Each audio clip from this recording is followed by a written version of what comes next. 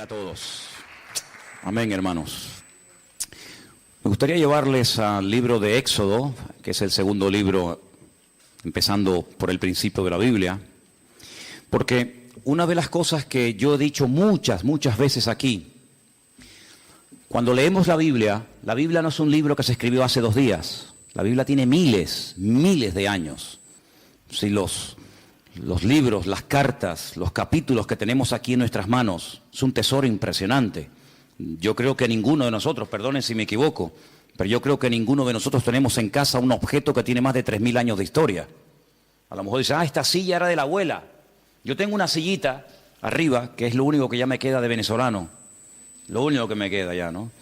Una sillita que cuando yo tenía, pues no sé si eran 3 o 4 años, en aquellos años vivíamos en un sitio que se llamaba San Bernardino, corríjame los venezolanos si me equivoco, después fuimos a vivir a Chacao, aún me acuerdo, ¿no? Pero me acuerdo que mis padres me compraron una sillita pequeñita que estaba forrada como de piel de cabra o de un animal, ya los pelitos se fueron cayendo, y mi abuela, pues le puso un forro nuevo, y puedo decir que esa silla lleva conmigo pues más de 50 años. Pero ¿quién tiene en su casa un objeto de 3000 años? ¿Usted tiene algo en su casa que tenga 3000 años de historia? Dice, sí, mi suegra. No, nadie tiene semejante cosa. Pero mire, aquí en nuestras manos tenemos un libro, una colección de libros, mejor dicho, eso es lo que significa Biblia, colección de libros, que tienen centenares, que tienen miles de años. Entonces es un tesoro incalculable, es increíble. Y además en su propio idioma, en su propia lengua, para que usted pueda saber lo que Dios dijo. Lo que Dios manda y lo que Dios no manda. Y una de las cosas que yo he dicho cuando se acerca uno a las páginas de este sagrado libro, la Biblia, es que la gente en aquellos tiempos vivía muy diferente a nosotros. Yo sé que, por ejemplo, hay gente aquí que no cree, les cuesta mucho aceptar que hubo un momento en la historia en el que no existía Internet. Algunos dicen, no, créame, hay un momento en la historia en el que Internet no existía. Tú ponías Google y no existía Google. Tú dices, pero ¿cómo se podía vivir sin Google? Y sin WhatsApp. Algunos le quitan el WhatsApp hoy en día y vamos, se transforma, les da un ataque, algo les pasa, ¿no? Pues hubo una época en la que se vivía sin televisión en color. Y usted dice, ¿cómo era la televisión? ¿En blanco y negro? Y cuando vino la televisión en color, aquello fue una fiesta increíble, ¿se acuerdan? Vivimos durante muchos años sin móviles, sin celulares, como algunos los llaman. He dicho en varias ocasiones que cuando hace muchos años vimos a un señor en las Ramblas con una caja así de grande, que era la batería, y descolgaba el teléfono, nos quedamos así mirando, diciendo, ¿y este de dónde salió? Entonces, los tiempos han cambiado de una forma tremenda, pero tremenda. Y en los tiempos de la Biblia, la gente no vivía afanada por llegar a fin de mes, sino la gente vivía pensando en cómo terminar ese día. Se vivía el día a día. Por eso el pasaje que vamos a leer ahora refleja y explica muy bien que la bendición de Dios se prometía para el día a día. Hoy en día estamos acostumbrados a planificar el mes, ¿no? Cobramos el sueldo, cobran el sueldo y dicen, bueno, esto para el teléfono móvil, esto para la luz, esto para el agua, esto para los gastos de no sé qué, y se planifica el mes. Eso no existía, esa no era la mentalidad de aquellos tiempos. La mentalidad era vivir el día a día. Basta a cada día su propio afán o su propio mal, dice otra versión, ¿verdad? Y el pan nuestro de cada día, dánoslo hoy. La famosa parábola de los labradores, cuando van a trabajar a la viña, ¿qué se les pagó? El día de trabajo. Entonces, cuando la gente terminaba el día y decía, hoy he comido, hoy he usado ropa y hoy voy a dormir bajo techo, gloria a Dios. Mañana, como se decía, Dios dirá. Mañana Dios dirá. Pero ¿quién vive hoy en día al día? Nadie. La gente enseguida planifica y la gente hace planes. Y bueno, el verano que viene me voy a ir de vacaciones a tal sitio o dentro de 3 meses y por eso están las agendas y por eso hay tantas historias. Pero en la Biblia no era así. En la Biblia era vivir el día a día. Desde que salía el sol hasta que se ocultaba el sol y ya está. Y hay un pasaje en el Antiguo Testamento, en el libro de Éxodo, capítulo 16, que voy a leer unos versículos para que vean qué interesante esta historia. Y dice, viendo los hijos de Israel, se preguntaron unos a otros, ¿y esto qué es? Ustedes saben la palabra maná, ¿no? Maná. La palabra maná en hebreo significa, ¿qué es esto? Maná. Majú, ¿qué es esto? Y por eso la palabra maná, que uno dice, bueno, ¿y qué significa? Significa literalmente, ¿qué es esto? Pues dice aquí, cuando vieron aquello, dijeron, ¿qué es esto? Porque no sabían qué es lo que era. Entonces Moisés le dijo, este es el pan que el Señor os da para que coman. Esto es lo que el Señor os ha dado, recoged de él cada uno según lo que pudiera comer, un gomer por cabeza, conforme al número de vuestras personas, tomaréis cada uno para los que están en su tienda. Los hijos de Israel, dice versículo 17, lo hicieron así, unos recogieron más y otros recogieron menos. Y lo medían por gomer, y no sobró al que había recogido mucho, ni faltó al que había recogido poco. Cada uno recogió conforme a lo que había de comer. Moisés les dijo, ninguno deje de ello para mañana. Algunos decían, ¿y si mañana no cae el maná? ¿Y si pasado mañana se agota? Vamos a recoger el lunes, para el martes, para el miércoles y para el jueves. Siempre ha habido gente así, ¿no?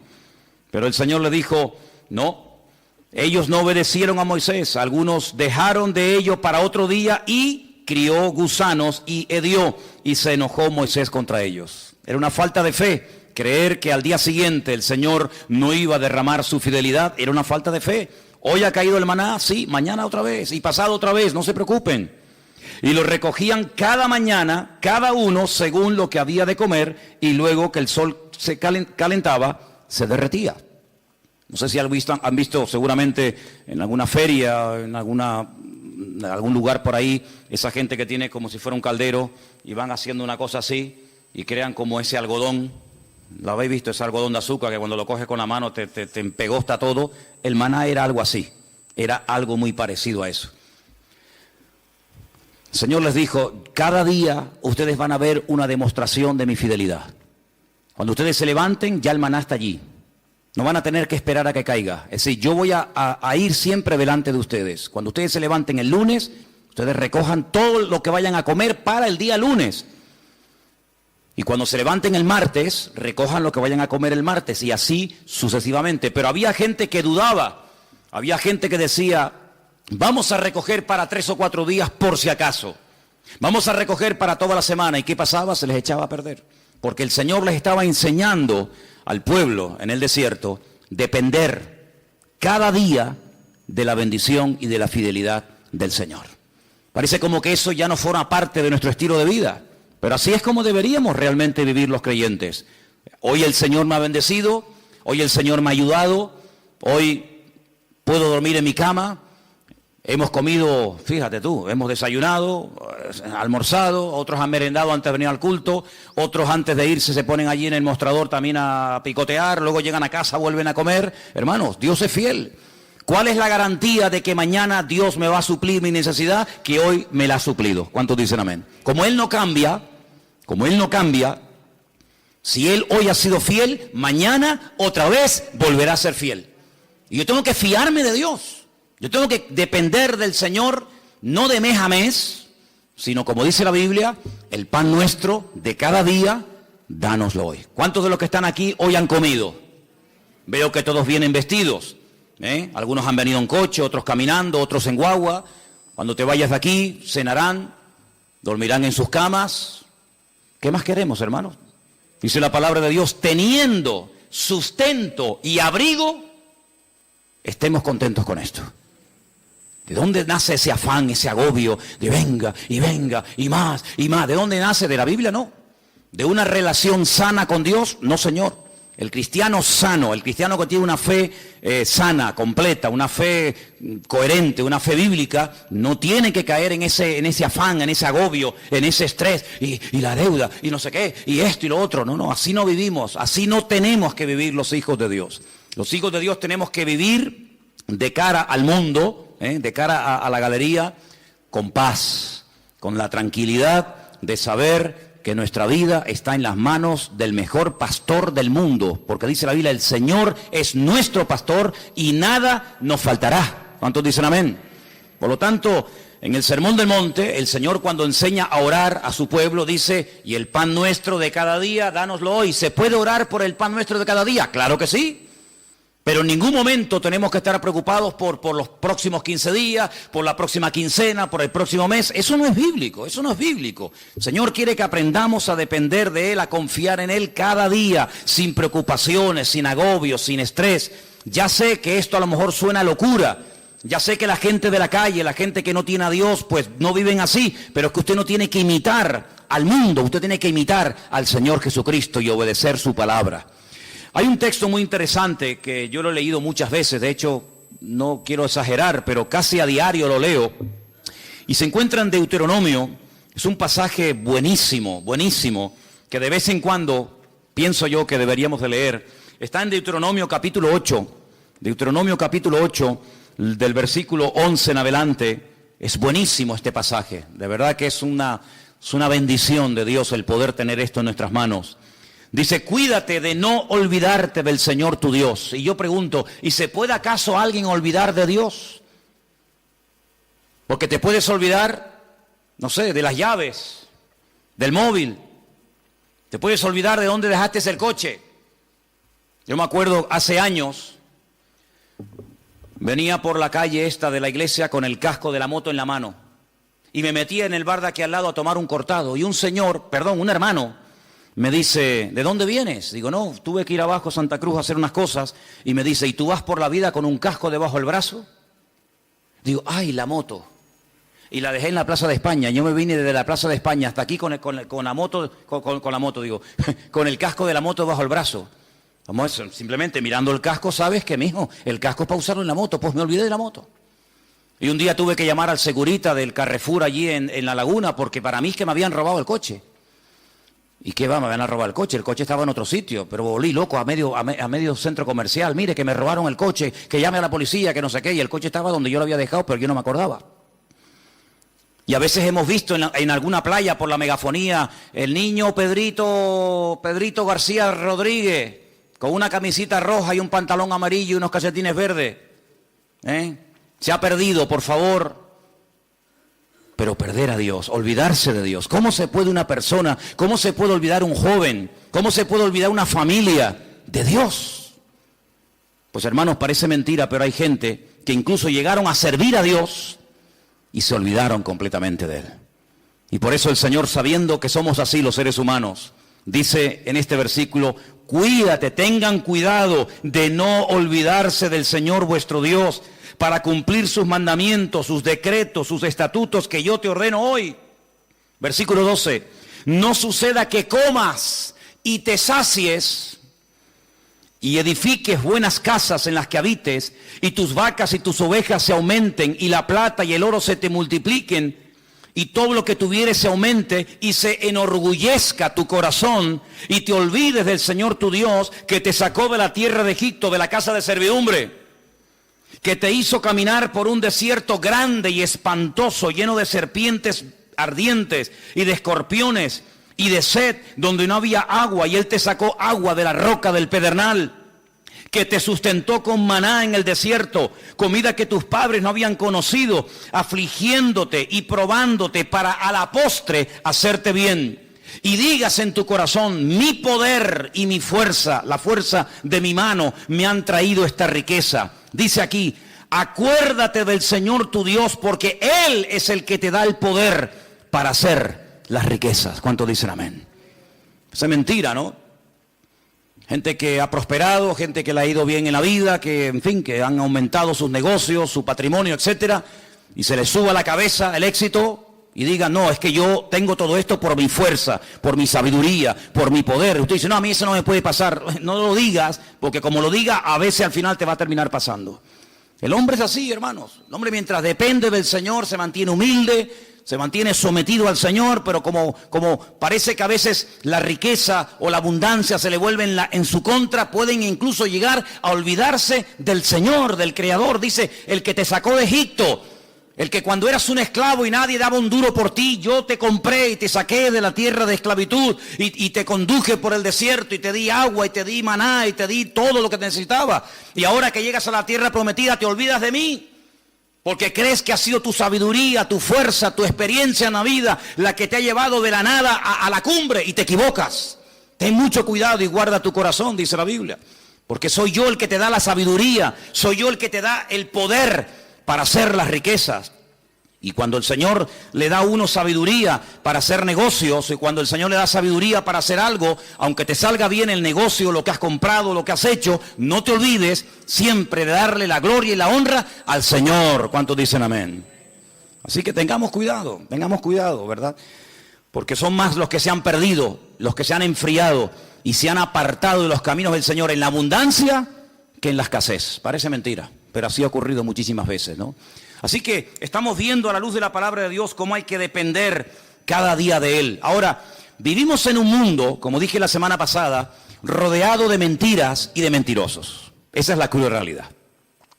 Vivimos en un mundo en donde los principios y los valores están al revés. Dice la Escritura que llegaría un momento en la historia de la humanidad, y yo creo que ya hemos llegado, en el que a lo malo te lo presentarían como lo bueno. Y lo que es bueno y decente de toda la vida, te lo presentarían como algo malo. Y uno dice, pero ¿cómo puede ser eso? ¿Cómo puede ser que la decencia, la fidelidad, el ser honesto, el vivir la verdad, el ser sincero esté mal visto y parece que le vaya mejor al ladrón, al sinvergüenza, al que roba, al que miente, al que engaña? ¿Cómo puede ser eso? ¿Cómo puede ser que personas por no pagar a lo mejor una pequeña cantidad le embarguen lo que tienen, y personas que han robado millones se estén pegando la gran vida y salgan en televisión y viajen por aquí y compren por allá? ¿Cómo puede ser eso? Bueno, son los últimos tiempos. Tiempos en los que a lo dulce lo presentarían como salado y a lo salado como dulce, dice la Biblia. Ahora, hay dos versículos que aparentemente son contradictorios. Y curiosamente, tanto uno como otro los escribió la misma persona. Por ejemplo, hay un versículo que todo cristiano, yo creo, no, da igual a la iglesia que asista o a la denominación a la que pertenezca, yo creo que hay un versículo que todos los cristianos se lo saben de memoria. Y si no, vamos a comprobarlo. Juan 3:16. ¿Qué dice? Díganlo fuerte. Uy, no. A ver si me vais a dejar en... Que esto lo están viendo miles de personas ahora mismo en el mundo entero, ¿eh? Decirlo fuerte, a ver qué dice. Porque de tal manera amó Dios al mundo, que ha dado a su Hijo unigénito, para que todo aquel que crea en Él no se pierda, mas tenga vida eterna. ¿Qué dice la Biblia que Dios hizo? Dios amó. ¿A quién? Al mundo. Dígalo fuerte. Dios amó al mundo. Otra vez. Dios amó al mundo. Ahora explíqueme esto. No améis al mundo ni las cosas que están en el mundo. ¿En qué quedamos? Juan 3:16 dice, Dios amó al mundo.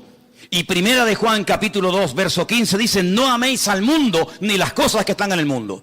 ¿Cómo es que la Biblia dice que Dios amó al mundo y a mí se me prohíbe amar al mundo? Hay que explicarlo, porque en la Biblia no hay contradicciones. Hay gente que dice, es que la Biblia es un libro lleno de contradicciones. Y yo le digo, cuando usted me muestre una, nos sentamos y hablamos. La Biblia no tiene contradicciones. El problema es que muchas veces no se puede terminar de traducir exactamente, porque nosotros tenemos una sola palabra para la palabra mundo. Como para la palabra amor, tenemos una sola palabra. No hay 4 o 5 palabras para amor. Amor hay una sola palabra, no hay más. En griego hay 3 o 4 palabras y en hebreo ni le cuento. Y en griego, incluso en hebreo, para la palabra tierra, planeta, mundo, etcétera, hay un montón de palabras y depende a lo que se esté dirigiendo el autor, pues emplea un término o emplea otra, pero en español nada más tenemos una sola palabra, ¿verdad? Cuando estamos leyendo Juan 3:16, dice que de tal manera, de tal magnitud, con tal fuerza, amó Dios al mundo. Ahí está haciendo referencia a la raza humana, al hombre, a la humanidad. De tal manera Dios amó al hombre, a la raza humana, a los hombres, a las mujeres, a los blancos, a los negros, a los ricos, a los pobres, a los africanos, asiáticos, norteamericanos, latinos. De tal manera amó Dios a esa gente que dio a su Hijo unigénito al mundo, para que lo amaran y lo respetaran y creyeran en Él. Pero cuando vamos a primera de Juan y encontramos otra vez la misma palabra, la palabra mundo, es la palabra cosmos. Y la palabra cosmos nos habla acerca de un estilo de vida, de unos principios, de unos valores que no son los nuestros. No son los nuestros. ¿Usted no ha oído alguna vez la expresión de decir, mira, Di una mentira de estas piadosas. De hecho, incluso hasta cuando éramos católicos, se nos decía que había dos tipos de pecados. Bueno, se nos decía, no, se siguen diciendo. Pecados mortales y pecados veniales, ¿sí o no? Amigo. Es decir, que hay pecados que son graves delante de Dios y pecados que, bueno, que Dios hace la vista gorda, no pasa nada. Una mentirijilla de vez en cuando, para salir del paso, ¿sí o no? Eso se nos ha enseñado toda la vida.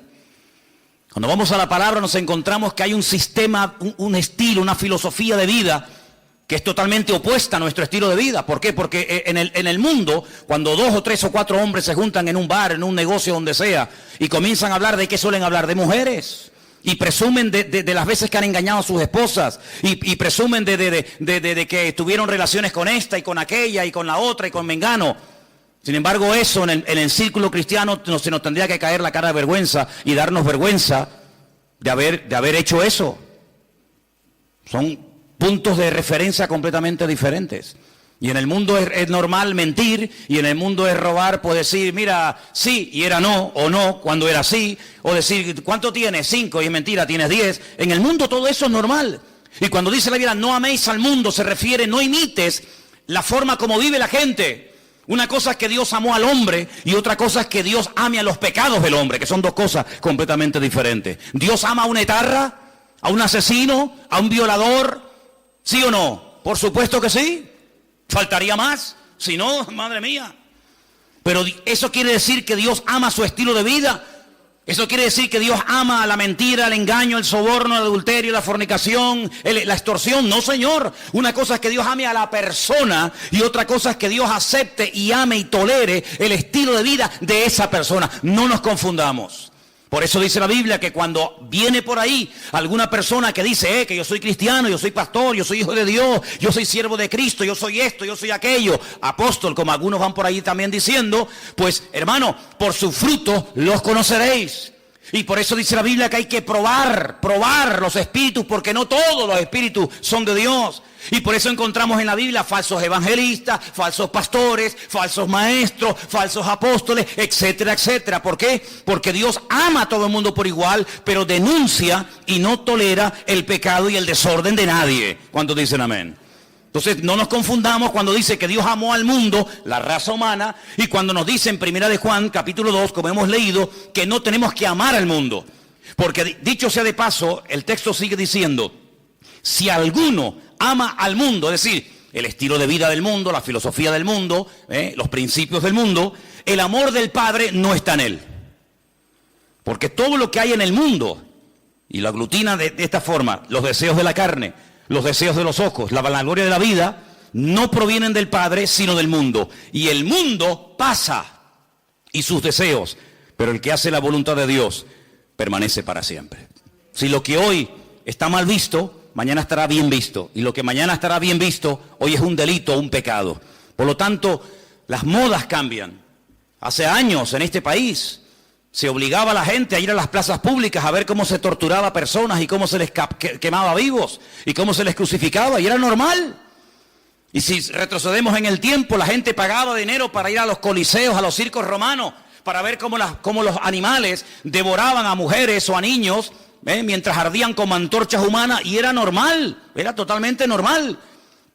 Sin embargo, nos hemos dado cuenta de que cosas que antes eran normales o delitos, hoy en día, pues, han cambiado. Por eso nosotros no tenemos que dejarnos llevar por las modas de este mundo, sino tenemos que dejarnos llevar por los principios y valores eternos del Señor que están en su bendita palabra. ¿Cuántos dicen amén? Así que, amados hermanos, tenemos que partir de la base de que nosotros somos gente diferente, somos gente distinta, y hay algo con lo cual tenemos que estar claros en esto.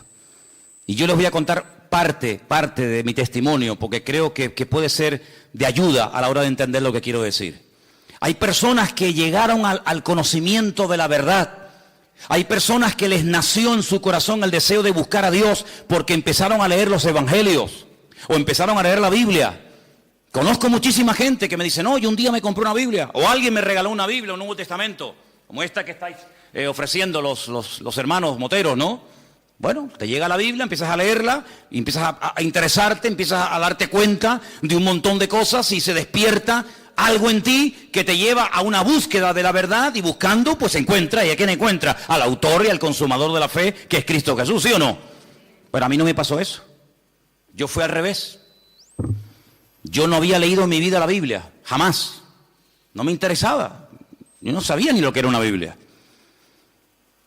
A mí no me llegó el conocimiento de Dios, ni el deseo de buscar a Dios por la lectura, por el estudio, por indagar, por buscar la verdad. Es que a mí no me interesaba buscar la verdad, pero en absoluto. Lo primero que yo tuve fue un encuentro, una experiencia personal con Jesucristo. Yo no había leído la Biblia en mi vida. Entonces cuando yo entré por primera vez en mi vida a una iglesia, yo le dije literalmente a Dios, es que yo no creo en ti. Es que yo no creo en ustedes, yo no creo en pastores, ni en iglesia, ni en Biblia, ni en cura, yo no creo en nadie. Yo tenía un montón de problemas físicos, espirituales, de toda índole. Pero yo desafié a ese Dios del cual ese hombre estaba esa tarde predicando allí y le dije, bueno, si tú existes, no es que dije, como tú existes, no. Si tú existes, ayúdame a salir de este infierno en el que yo estoy. Y cambia mi vida, y ayúdame, y libérame, etcétera, etcétera. Y Dios lo hizo. Y mucho tiempo después, o unos meses después, comencé a leer y a leer y a leer y a leer y a estudiar y a memorizar capítulos y capítulos de la Biblia. Y a través de la Biblia, pues claro, lógicamente fortalecí mi fe. Pero no fue primero la teoría y después la práctica. En mi caso fue al revés. Primero fue la experiencia, la práctica, y luego fue el conocimiento. Y por eso hay muchas personas que a veces titubean, porque claro, comenzaron a leer la palabra y después tuvieron una experiencia personal con Cristo. Pero cuando uno tiene una experiencia personal con Cristo, a mí no me mueve nadie de la fe que yo tengo en el Señor. Porque a mí los demonios que tenía no me los sacó ningún pastor, a mí me los sanó directamente mi Señor Jesucristo. Y el que me transformó la vida no fue una predicación de un reverendo o de un apóstolo, como ese radio se llame, sino que directamente mi Señor y mi Dios me liberó y me transformó y me rompió completamente. Y después comencé a leer su palabra. Y por eso hay gente que lee la palabra y después tienen la experiencia, si es que la llegan a tener, y por eso a veces dudan de haber interpretado correctamente el texto y lo habré interpretado mal, y en vez de resulta que era así, resulta que era asado. Yo no tengo la más mínima duda. Yo he hablado con budistas, he hablado con gente que practica el Islam, he hablado con rabinos judíos de todo tipo, cerrados, abiertos, de toda índole. Y yo cada día estoy más firme en mi fe, porque a mí el conocimiento y la experiencia no me vino por lo que leí ni por lo que me enseñaron. Es que yo tuve un encuentro personal con Cristo. Yo era ciego y ahora veo. Entonces cuando una persona tiene un encuentro personal con Cristo, que digan lo que digan, que hagan lo que hagan, que pase lo que pase, yo sé en quién he creído. ¿Cómo voy yo a negar que soy blanco? Hermano, si yo me subo a esta plataforma esta tarde y digo, hermano, ustedes me ven blanquito, pero yo realmente en el fondo soy negro. Usted dirá, bueno, hermano, usted de lo que quiera, pero usted se le ve por fuera y usted tiene piel blanca. No, mire, hermano, es que yo soy moreno, mulato y soy mujer. Pasa que ustedes me ven con otra visión. No puedo negar, yo no puedo negar lo que soy. Pues exactamente igual le digo espiritualmente. Yo no puedo negar que Cristo un día me sanó, me liberó y me transformó la vida. Y no lo leí en la Biblia, no lo leí en un libro, lo sentí, lo experimenté personalmente. Por eso cada vez que voy a Israel, cuando vengo más firme en mi fe. Y no es que voy allí y digo, ay, a lo mejor creía al revés de como yo era. No, es que me da igual. Porque yo no fui al convencimiento de la verdad por lo que leí, sino por lo que viví y por lo que experimenté. Y cuando una persona experimenta algo, no desde la teoría, sino desde la práctica, ese hombre y esa mujer no lo tumba, ni lo sacude nada, ni nadie. ¿Cuántos dicen amén? Si yo subo esta noche aquí a un hombre y subo a una mujer y le digo, hermano, explique lo que es un parto. Y diga, bueno, pues un parto... Pues un parto es un parto, ¿no? Tienes dolores, hay un momento como se rompen aguas, se llama, ¿no? Corríjame porque yo en esto estoy fatal, ¿eh? Se rompen aguas, te entran dolores, empiezan a dilatar, no sé qué, no sé cuánto, tienen que llevar a la clínica y te suben allí en aquellos aparatos y te dice, sopla, aprieta, no, ahora sí, ahora asado, ¿sí o no? Qué malo soy, soy fatal. Asuman ustedes una mujer aquí que haya parido y dice, mira Manolo, cállate la boquita, anda. Un parto no tiene nada que ver con lo que tú has dicho. Tú estás hablando desde la teoría, desde lo que has oído, de lo que te han contado. Pero yo he parido. Y un parto es esto y esto y esto. ¿Quién puede dar mejor una información de lo que es un parto? ¿Yo? ¿O una mujer que ha parido? Evidentemente una mujer que ha parido. Porque no lo habla desde la teoría. Lo habla desde la realidad. Desde el dolor. Lo habla desde la sensación de haber tenido esa criatura en su vientre y de haberlo sacado y ver la realidad de lo que es un parto. Y exactamente igual ocurre, amados hermanos. Hay gente que habla de Dios desde la teoría. Que si Dios es así, que si Dios es asado, que si no sé qué, que hablas con un judío te dice una cosa, hablas con un musulmán te dice otra, hablas con un evangélico te dice una cosa, hablas con un mormón te dice otra cosa, hablas con un budista te dice no sé qué. Y entonces tú dices, Dios mío, pero cada uno tiene una opinión diferente, pero todos tienen la razón. No puede ser que los musulmanes digan que Dios no tiene un hijo y que los cristianos digan que Dios sí tiene un hijo. ¿Quién tiene la razón? ¿El musulmán o Dios? ¿O el cristiano? Porque yo pregunto, ¿Dios tiene un hijo o no tiene un hijo? Porque si no tiene Dios un hijo, entonces los musulmanes tienen razón.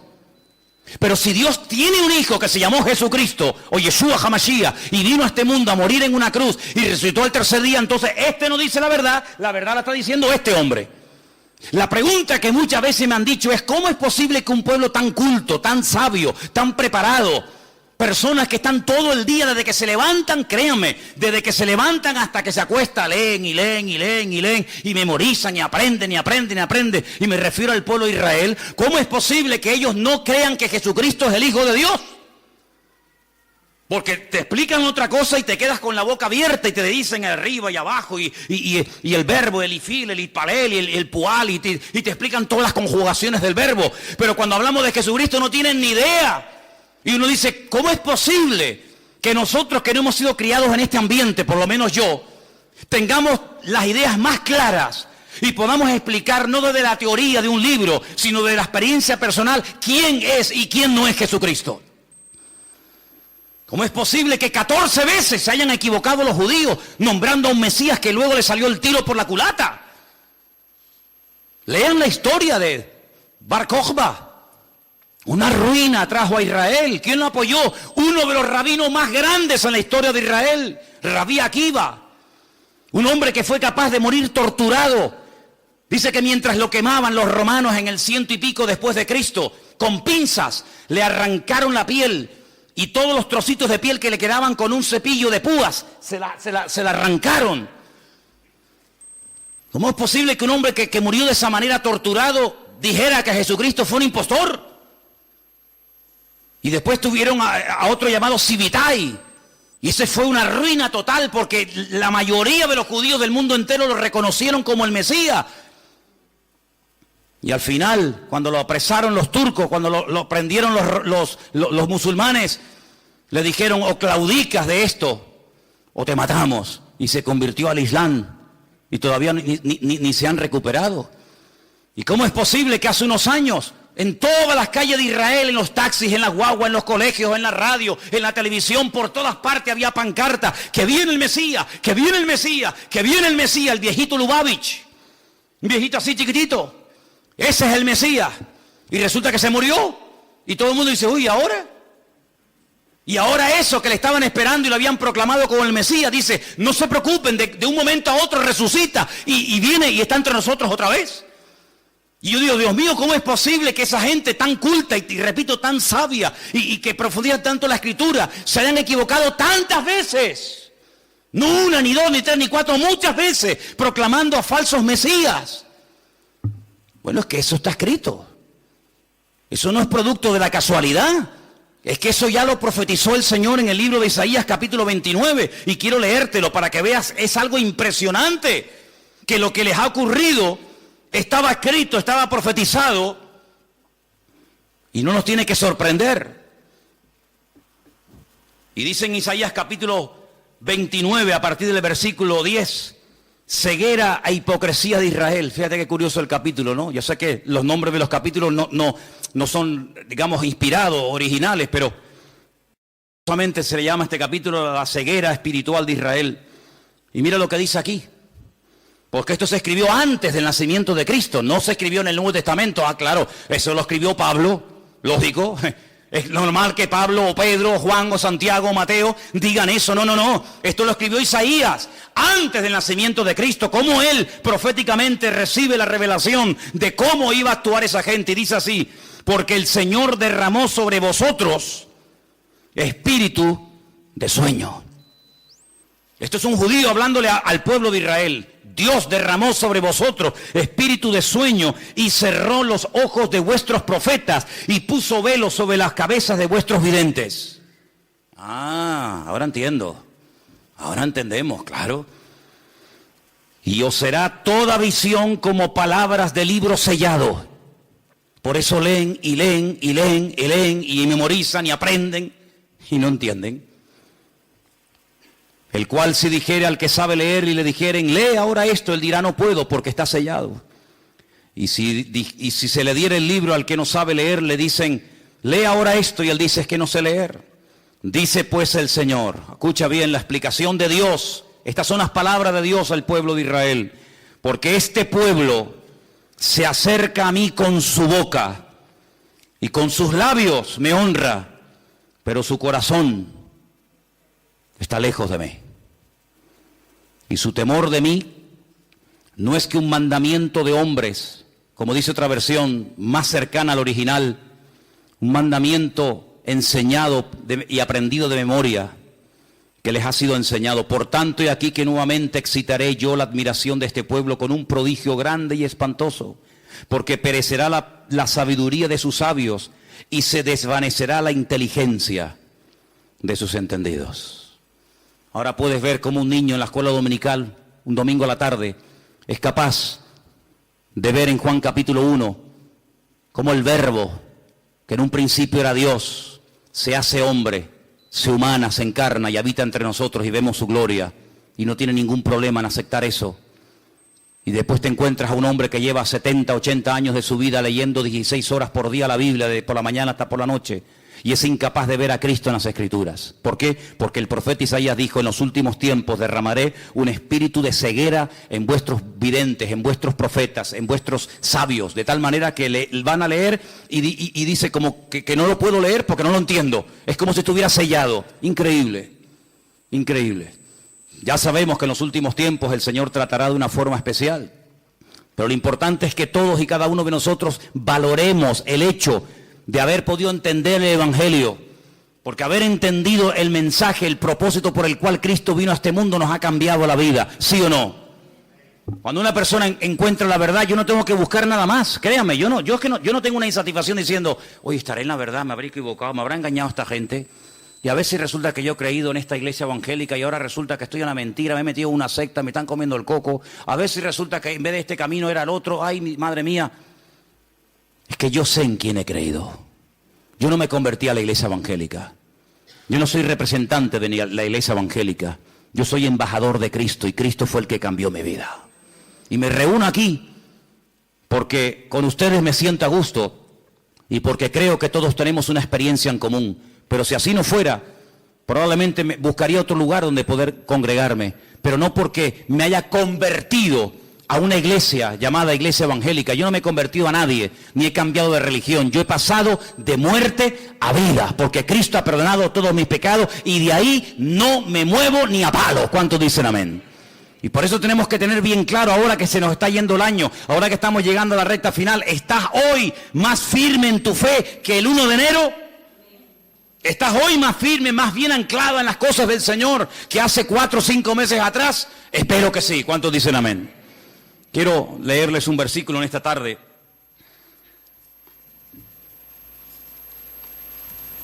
Y antes de buscar ese texto que se encuentra en Apocalipsis, en el capítulo 3, déjenme que les diga algo. Cuando uno empieza a leer la Biblia desde el principio, uno se va a dar cuenta de que cuando Adán y Eva pecaron, y ahora hablaremos un poquito de esa mujer también, quedaron desconectados del Señor. Desconectados completamente. Todo cambió, todo. Aquel hombre y aquella mujer eran perfectos. Y usted y yo no somos perfectos, sabíamos eso, ¿no? Si te crees perfecto, díselo a tu mujer a ver qué te dice y ya verás cómo te recuerda que no lo eres. Así de claro. Qué maravilla el ojo humano, ¿eh? Qué maravilla poder ver en colores. Porque nosotros vemos en colores, ¿sí o no? ¿Usted ve en colores? Hay algunos que confunden, ¿no?, el rojo con el verde con el amarillo, pero generalmente el hombre ve en colores, vemos en 3 dimensiones. Podemos ver de cerca, de lejos, enfoca de una forma maravillosa. Pero usted sabe que de todo lo que hay aquí que se podría llegar a ver, solamente vemos el 1%. Nuestro ojo solamente percibe el 1% de todo lo que podríamos llegar a ver. Adán veía al 100% sin ningún problema. Veía a los ángeles, veía el mundo espiritual y natural de una perfección tremenda. ¿Qué le parece? El cerebro del ser humano dice que está dividido en 2 y que solamente funciona una parte. Yo a veces hasta lo dudo que funcione esa parte. Y Dios pone un miembro en nuestro cuerpo para que funcione la mitad. No tiene sentido. El cerebro de Adán funcionaba a la perfección y veía la esencia de las cosas con una claridad nítida, sin problema, ¿verdad? Y sabemos que el hombre está por debajo de todos sus niveles. Seguramente Adán era capaz de meterse debajo de un río y estar 3 horas metido debajo del agua.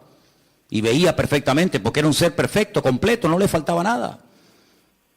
Probablemente, sabe Dios, hasta con el pensamiento podría trasladarse de un lugar a otro y volar. Yo qué sé lo que aquel hombre podía haber llegado a hacer. Sin embargo, el pecado lo deterioró todo. El pecado lo reventó todo. No somos ni la sombra de lo que un día el Señor creó. El mundo era perfecto, el mundo que tenemos no es perfecto. Vayan a Madrid ahora, van a ver esa capa, esa nube negra encima, ¿verdad? El otro día las imágenes de Pekín, los pobres chinos con máscara, allí ahogándose, asfixiándose. Este mundo no tiene nada que ver con el mundo perfecto y maravilloso que el Señor creó. Pero a pesar de la rebelión y del pecado del hombre, Dios proveyó un sistema, y eran los sacrificios. ¿Y qué hace Abel? Presenta un sacrificio, ¿para quién? Para él. Él tiene deseo de acercarse a Dios y presenta un sacrificio para él, pero no lo podía hacer para otra persona. Pero cuando avanzamos en la historia, vemos que llegamos a Egipto y vemos que ya Dios dice, bueno, ahora no solamente el hombre puede acercarse a Dios a través de un sacrificio de animales, sino que ahora el papá, el cabeza de la casa, puede presentar un sacrificio para la familia. Y dice que sacrificaban un cordero para toda la familia. Así que de uno individual pasó a toda la familia. Y después resulta que cuando seguimos avanzando en la relación con el Señor, encontramos que una vez al año se mataba un cordero para toda la nación. Así que pasamos de uno, pasamos a la familia, y de la familia pasamos a la nación. ¿Pero de qué nación estamos hablando? De la nación de Israel. ¿Y todas las demás? No entran, están fuera del pacto, están fuera. Pero cuando vino el Señor Jesucristo, ¿por quién vino a morir? Por toda la raza humana. Y ahí entramos tú y yo, queridos hermanos, los que estaban, los que aún no habían nacido. Y por eso yo te pregunto, en estos últimos días, en estas últimas semanas que nos quedan para concluir este año 2015, ¿tú has tenido ya tu encuentro, tu experiencia personal con Cristo? ¿O simplemente lo que estás es aprendiendo y creciendo en el conocimiento? Está bien todo eso, pero lo importante no solamente es saber muchas cosas, sino tener tu experiencia con el Señor. Porque si mañana nos quitan las Biblias, si mañana nos cierran los templos y ya no podemos depender de un culto, de una predicación o de un pastor, ¿qué va a pasar con nosotros? Nada. ¿Por qué? Porque estamos conectados a través de nuestra propia experiencia con la fuente de la vida, porque tenemos nuestra propia experiencia con Cristo. Y ya no dependemos de un pastor, de una iglesia, de un predicador, de la internet, sino dependemos directamente de nuestro Señor Jesucristo. ¿Tú tienes esa línea directa con Él?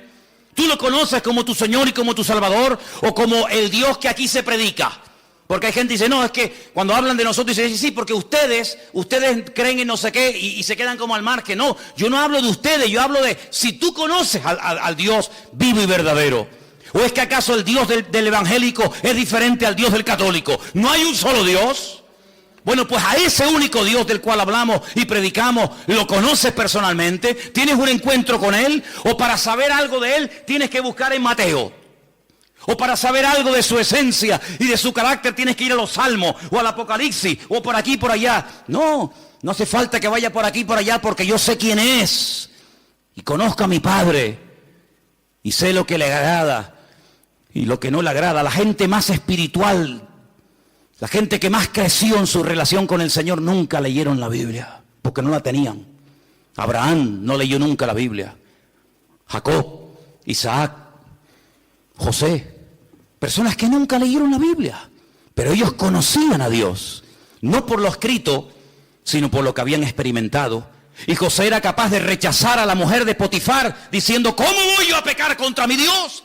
Pero hijo, ¿dónde está escrito que eso es pecado? Aquí en mi alma está escrito, porque yo conozco la voz de mi Señor y sé lo que le agrada y lo que no le agrada, aunque nunca haya leído la Biblia y aunque nunca me haya congregado en ninguna parte. Yo conozco a mi Dios y sé que a mi Dios eso no le agrada.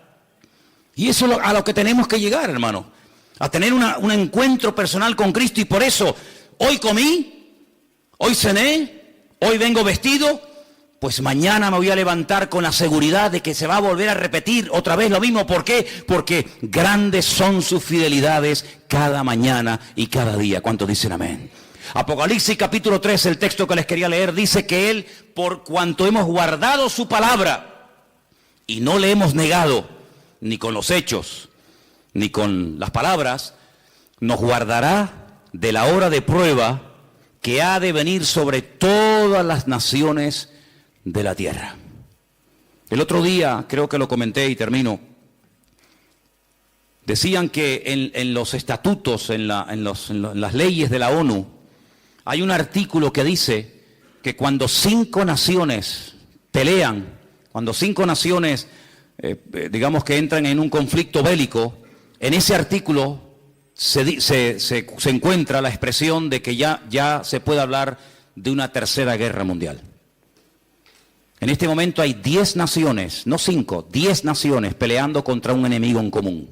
Y por eso ellos dicen que oficialmente ya se puede decir, ya se puede declarar que estamos ya en una tercera guerra mundial, donde Inglaterra, Francia, Estados Unidos, Rusia, Arabia Saudita, etcétera, etcétera, ya han entrado en un conflicto que no tiene marcha atrás. Estamos en la recta final no solamente del 2015, estamos en la recta final de la historia de la humanidad. Y en estos últimos tiempos, el Señor todavía sigue llamando a los corazones de los seres humanos. En estos últimos tiempos todavía el Señor tiene interés por ti y por mí. Yo no sé qué ha visto en nosotros, pero Dios no va a parar hasta que tú le entregues tu vida y hasta que tú le entregues tu corazón al Señor. Y yo doy gracias a Dios de que Él se ha empeñado en salvarme, de que Él se ha empeñado, está empecinado en transformar mi vida. Claro, uno siempre se escuda, ¿no? No, es que yo soy no sé qué, es que no. Mira, solamente sé una cosa. Da igual dónde hayas nacido, da igual la religión que hayas practicado, tal vez ninguna. La cruda realidad es que todos delante de Dios estamos desnudos y todos urgentemente le necesitamos. No hay un verdadero cambio. Una persona puede cambiar y estar una temporada buena, pero eso no es lo que yo buscaba. Porque yo también, cuando estaba sin Cristo, también tuve mis buenas temporadas. Fueron las mínimas. Pero aquí lo que queremos no es solamente cambiar, dejar ciertas y determinadas cosas, o hábitos, o sustancias, o me da igual. No. Aquí lo que queremos es cambiar de vida. Y no se puede cambiar de vida, no se puede estar permanentemente sin meter la pata, perdonen la expresión, no se puede estar permanentemente, digamos, viviendo en victoria y en bendición, no se puede, es imposible. Y usted dice, bueno, ¿qué esperanza me está dando este hombre? Humanamente, ninguna. No hay posibilidad de cambiar, solamente a través de Cristo Jesús. ¿Cuántas personas lo han intentado? Curas de sueño, acupuntura, de todo lo que te puedas imaginar. Tarde o temprano vuelven otra vez al mismo rollo. Porque no hay libertad verdadera hasta que conozcas a Cristo Jesús. No te hablo de la iglesia. Si usted busca otra iglesia que le guste más, que te guste por lo que sea, váyase a esa, no tenga problema. Usted váyase a donde mejor se encuentre. Pero no te olvides que las iglesias no están para cambiar a nadie, sino para decirte quién es el que cambia, y el que cambia es nuestro Señor Jesucristo. Cierra tus ojos ahí donde estás. Quiero que oremos en esta tarde de verdad, de todo corazón, y le pidamos al Señor que abra nuestros ojos, que quite la ignorancia, la ceguera de nuestra vida, para que nos demos cuenta de que la única manera de salir de este sistema falso, maligno, es a través de Cristo. Salir de este círculo vicioso, salir de esta rueda que gira y gira y gira y no nos lleva a ninguna parte. La única manera de poder vivir en victoria es a través de Cristo Jesús. Y por eso en esta tarde estamos agradecidos con el Señor, Porque Él nos enseña un nuevo estilo de vida basado en la libertad, no en el miedo, en la libertad gloriosa de los hijos de Dios. Ninguna condenación hay para los que están en Cristo Jesús. Y por eso en esta tarde queremos acercarnos al Señor con la fe y con la seguridad de que se puede vivir en paz y en victoria si ponemos nuestra confianza en el día a día, en ese Dios que ha prometido ayudarnos todos los días hasta el fin del mundo. Aleluya. Si en esta tarde hay entre nosotros algún hermano, alguna hermana, alguna persona, algún joven, me da igual, que tal vez por primera vez en su vida, fíjate lo que te digo, por primera vez en su vida dice, pues oye, yo quiero entregarle mi vida al Señor. Yo más que fe y confianza en una religión o en una institución, en quien yo quiero tener mi confianza es en el Señor. Porque uno oye cada cosa de los que se dedican a la religión que te quedas con la boca abierta. Pero yo no te hablo de religión, yo te hablo del Señor. Y a mí quien me sacó los demonios y quien me cambió la vida fue mi Señor. No una iglesia ni un pastor. Y yo te hablo de ese Señor que te ama y te quiere liberar y te quiere bendecir. Si tú